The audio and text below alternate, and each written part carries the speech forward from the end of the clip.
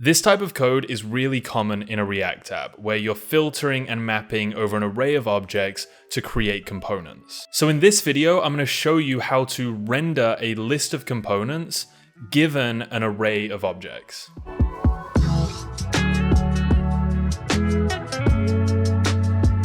Right now in my app, I have an array of dad jokes that are each an object that has an ID, a joke, and my rating that I've given that joke. And in a real React app, this data would probably come from an API, but by the time we get it into our React app, it would be an array of objects that kind of look like this. And it doesn't really matter what the data is, it's always going to be an array of JavaScript objects representing some stuff that needs to be displayed on the screen. And right now in my app component, I am rendering a single joke in my joke component, and it's just the first one. So if I look on my screen right now, I can see the first joke and its rating on the screen. But how do I get every joke in the array rendered on the screen? Because really what I want is for all of this stuff in the array to be rendered so that we can see it. And if I have one joke in the array, I should see one joke on the page. If I have 10 jokes, then I should see 10 on the page. And whatever data is in this array, I should just automatically see on the page. The UI should represent my data. So obviously I could just copy this joke component and then have it render the second item in the list. But this is obviously not going to work for every item in the array, especially as the array grows or shrinks. So the first thing I'm going to do is actually take these jokes out of the markup there, because it turns out we can put these into an array in our JavaScript. So this is a really cool feature. Actually, I guess I'm going to have to call this jokes components because I already have a jokes array up here. But this is a really cool feature of JSX. We can just put our JSX components inside a normal JavaScript array, and then we can put that array straight into our markup like this, surrounded by curly braces. So when we have an array of components just like this, and we put it into our markup like this, React will render that on the page as if we wrote both of those components into our markup. But really, they exist in an array. Now, this is a really important thing to know, that we can take an array of components and put it into our markup. Because this means that we can create an array of these components from this data and then just put it into our markup like this. So the first thing I'm going to do here is delete these components out of the array, and we're going to start with a basic for loop. So I'm going to loop over each object, and I'm actually going to do this as a for of loop. There we go, a little bit, there we are. And every time I loop over a joke, I'm going to create a new joke component that passes in the joke.joke. Oh, that was bad naming on my part. And the rating. And then I'm going to push that into my jokes components array so that this array will now contain a joke component for each individual joke object that exists up here. So I now just have an array of components that I know I can render in my markup like this. So if we check the page now, we can see all of those jokes have been rendered to the screen. And this should be a pretty simple concept. I have an array of data. I loop over that array, I create a new component for each thing using that data, and then I can just render that array straight into my component here. But if we go back and check the console, we should see a warning message here. Each child in a list should have a unique key prop.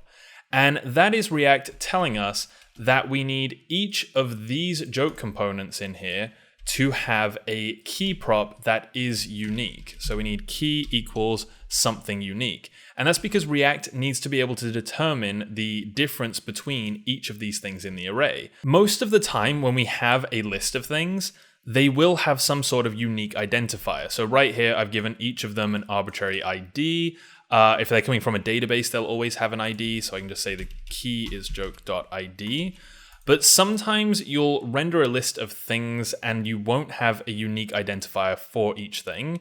So you might be tempted to use something like math.random or not specify a key or use the index in the for loop as the key. And all of these things should not be done. If you have an array of things, you need to figure out a way of giving each thing a unique identifier. So I know 4 represents this joke and 3 represents this joke. You've got to have a unique ID for each one for React to be able to work well. So that's a basic example of rendering a list of components just using a standard for loop. impressive. And it really does demonstrate that JSX is just JavaScript with some extra stuff on top. This is just plain old JavaScript code. And if I only wanted to render jokes that had a higher rating than 3, I could say that if the joke's rating is higher than 3, then we'll push it into the array, otherwise we won't. Since we're only rendering that array of components, this should be a subset of the jokes. No, I guess no rating. Joke, not jokes. Okay, so these are the only 2 jokes that have a rating over 3. So this works just fine, but there is definitely a better way of accomplishing this outcome. I'm gonna remove this filtering here, and we're gonna look at just this chunk of code right here. I'm creating a new array from an existing array that contains different objects, but they're based on the existing objects. And in JavaScript, there is a much better way of doing that, and that is by using map. So I can say that this jokes components array is actually equal to the jokes array dot map, and then we're gonna pass in a callback function that accepts the joke and returns the joke component. So given a joke object, which I have from the original array, given that, I'm going to create a joke component using that data, and I'm going to create a new array that just contains those items. This is a little bit more concise code and shows the intent more by using map. So if we look here, we can see that everything is still working exactly the same as it was before. But also when we use map, it can be really common to just throw this into the markup of the JSX. So instead of creating a new variable for that, we're just going to put this right in the markup.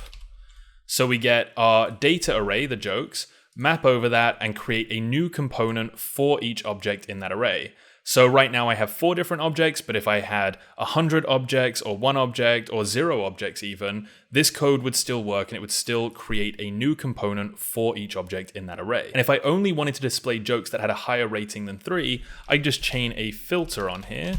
So filter joke where the joke's rating is greater than 3. So we'll filter it, then we'll map it, and we should only see the 2 jokes that have a higher rating than 3 here. So it's the same output as before, but it's a little bit more concise and definitely a more common way of doing things in a React app. And the only reason this works is because functions like filter and map return an array. So if we use map to make sure that that array contains React components, then really we're just handing an array of components to our JSX markup, and when we do that, it just renders all of those components for us. And map is one of the most common things you will see in any React app. So now we can render a bunch of components to the screen. We really need to add some interactivity to this, and I'm going to talk about responding to events in the next video. So make sure you don't miss that. If you like this video, leave a thumbs up. And if you're not already subscribed, I don't know what you're waiting for. I got more videos on the way, and if you got any questions, leave it in the comments. Also, consider becoming a channel member, which will make it much more likely that I'll answer your questions,